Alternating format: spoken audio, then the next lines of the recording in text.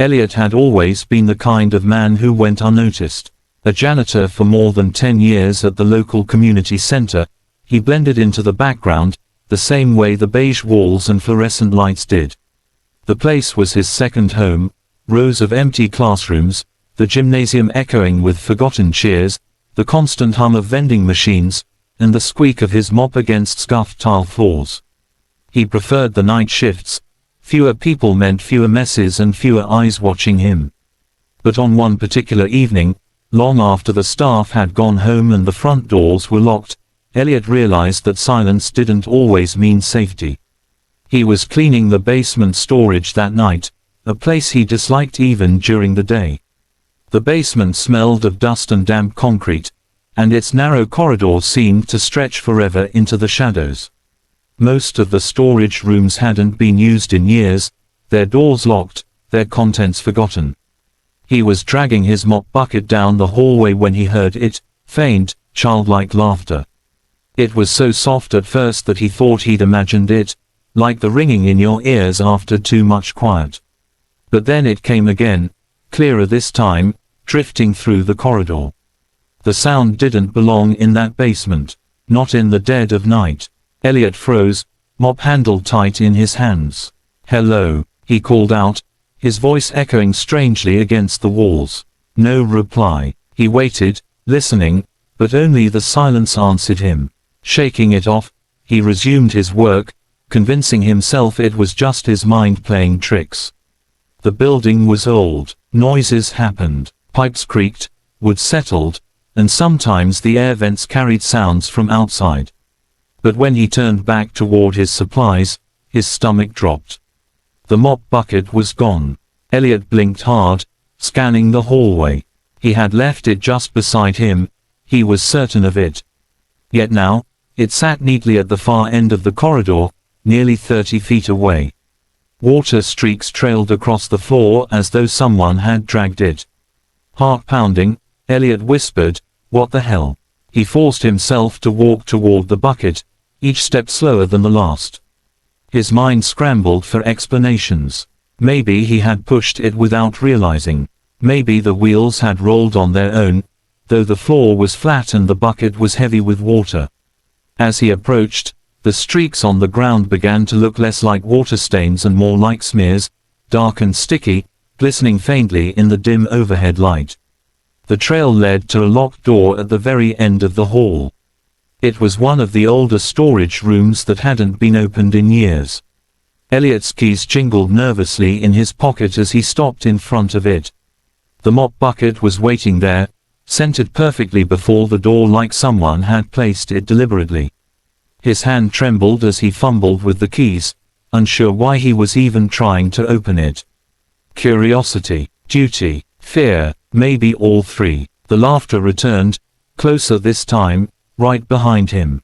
The sound of a child giggling softly, like someone stifling amusement. His breath caught, but when he spun around, the hallway was empty. The key slid into the lock with a harsh metallic click. Slowly, he pushed the door open. Inside, the room was pitch black, air stale and heavy. The mop bucket sat directly in the center of the floor, waiting for him. Elliot froze in the doorway. He hadn't moved it. He knew he hadn't. His pulse thundered in his ears as his flashlight beam swept the room. Dust clung to every surface. Stacks of boxes leaned precariously against the walls. Nothing else was inside. And then the laughter came again, but not from behind him this time. It came from within the room. It was louder, clearer, and impossibly close. Like a child was standing right there in the dark, inches away. Elliot stumbled backward, slamming the door shut with a force that rattled the frame. He didn't bother locking it. He didn't even retrieve his mop. He just ran, his footsteps echoing wildly up the stairwell until he burst back into the lit halls of the community center. That night, Elliot swore to himself he would never step into that basement again. But in the days that followed, he sometimes heard faint laughter drifting up through the vents. And it always seemed to know his name. Marta had only been working at the private school for 2 weeks when things started to feel wrong. At first, she chalked it up to nerves. The building was enormous, the kind of school with tall ceilings, endless hallways, and classrooms that looked like they hadn't been touched since the 1950s. During the day, it buzzed with laughter, chatter, and teachers barking instructions. But at night, when the students and faculty were gone, the place transformed into something else entirely. The walls seemed to breathe, the floors creaked under invisible weight, and silence pressed down on her until she felt like an intruder in a place she wasn't meant to be. Her shift usually started at 10 p.m., when the last of the lights were switched off and the security guard did his rounds. The guard, an older man with a limp, mostly stayed in the front office with his radio, leaving Marta alone with her cleaning cart. She didn't mind, until the footsteps began. It happened in the science wing, one of the eeriest parts of the school.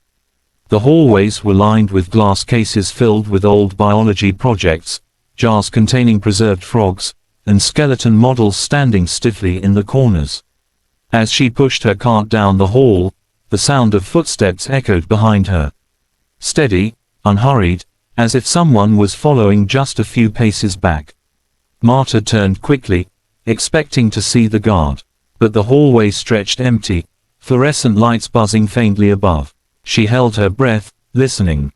Nothing. Shaking it off, she resumed pushing the cart, wheels squealing against the floor. Then the footsteps came again. This time, she spun fast enough to catch something, a shadow, flickering against the far wall of a classroom. Her pulse quickened. She forced herself to laugh softly, whispering, "Don't be stupid, Marta. Just shadows." But curiosity tugged at her. She pulled out her flashlight and slowly opened the classroom door. The beam of light swept across neat rows of desks. Chalk dust glimmered in the air like fine mist. The room smelled faintly of chemicals, the residue of a day's worth of experiments. Nothing seemed out of place. No figure, no shadow, no reason to feel afraid. But then Marta froze. The chalkboard. Words were scrawled across it in thick, uneven strokes, "Get out." Her flashlight trembled in her hand. She had been down this hallway earlier. She knew the board had been wiped clean. The writing was fresh, too fresh. She felt the back of her neck prickle as if someone was standing behind her, watching. Marta backed out of the room, shutting the door as quietly as possible, and wheeled her cart away faster than before. She didn't tell anyone the next morning. Who would believe her? A janitor seeing phantom words on a board. They'd laugh her out of the job.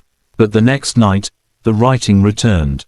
Different this time. "Leave." She scrubbed it clean with a cloth, forcing herself to mutter angrily, trying to cover her fear. Some kid must be sneaking in. That's all. Just a prank. But no matter how many times she wiped the boards, more words appeared. Every night. One evening, as she finished cleaning the last hallway, her flashlight flickered and died, leaving her in the dim overhead glow. That was, when she saw it, the message stretched across not just one board but 3 classrooms in a row, scrawled in massive, frantic letters. "We see you." Marta dropped the cloth and stumbled backward. The air seemed to thicken around her, colder, heavier. And then, from the end of the hallway, she heard the sound. A door slowly creaking open. She spun toward it, heart racing, and caught sight of movement, a figure slipping inside one of the classrooms. Her instinct screamed at her to leave, to run, but her feet carried her forward. She gripped the doorknob with a shaking hand and pushed it open. The room was dark, silent, empty, but the chalkboard bore one final message, written so deep into the slate that it seemed carved, "We see you too." Marta's breath came out in ragged gasps. She dropped her flashlight and bolted down the hall, abandoning her cart, abandoning her shift, abandoning everything. The guard swore he never saw anyone leave that night, but Marta never returned to the school, and 4 weeks afterward, teachers complained of strange new messages appearing on the boards. Tom had worked as a janitor in the downtown office tower for nearly 15 years. It was the kind of place that never seemed to sleep. During the day, lawyers, accountants, and executives swarmed through the building, their polished shoes clicking against the marble floors. At night, though, the tower became his domain. He preferred it that way.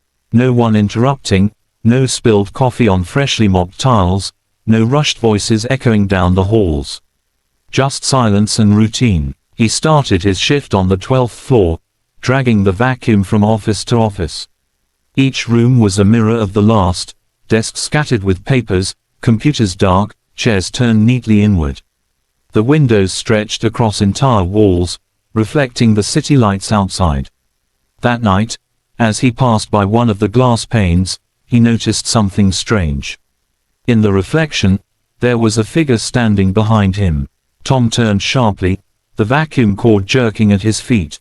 The office was empty, just him and the hum of the machine.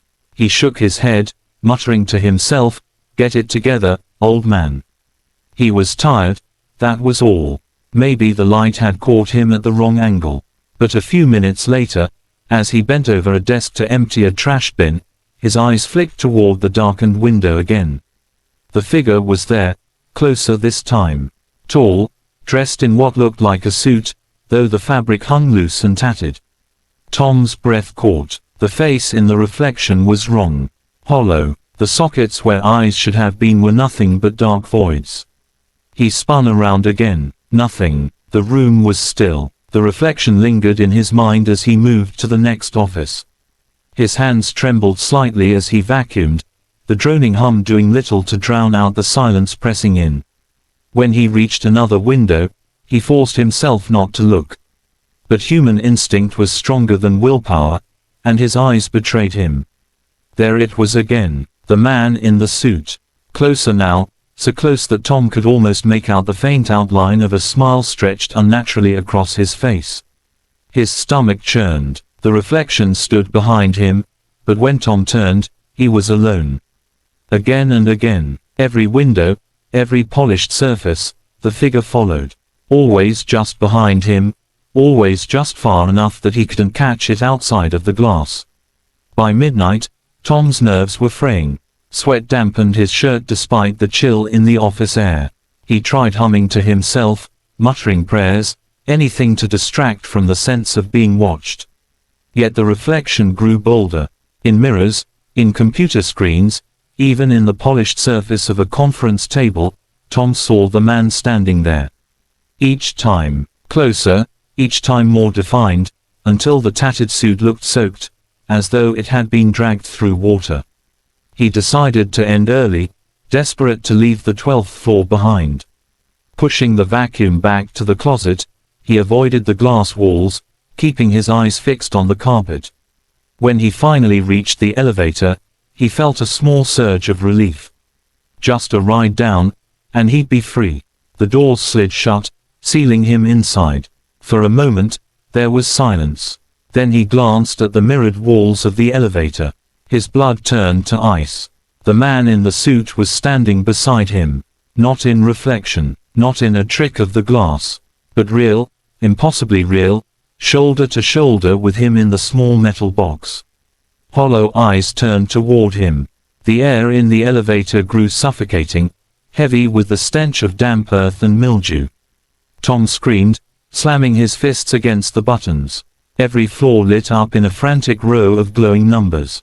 The elevator jolted, shuddering as though something pressed against its sides. When the doors finally opened at the lobby, Tom stumbled out, collapsing onto the cold marble floor, his chest heaving. Security rushed over, but Tom could barely speak. His words came out in broken gasps. He was there. In the elevator, right next to me. The guards checked the elevator. It was empty. Nothing but Tom's dropped cleaning rag in the corner.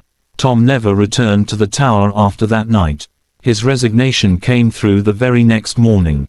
But those who worked the night shift after him swore that sometimes, in the glass walls of the 12th floor, they caught glimpses of a man in a tattered suit with hollow eyes. And he was always standing just behind them.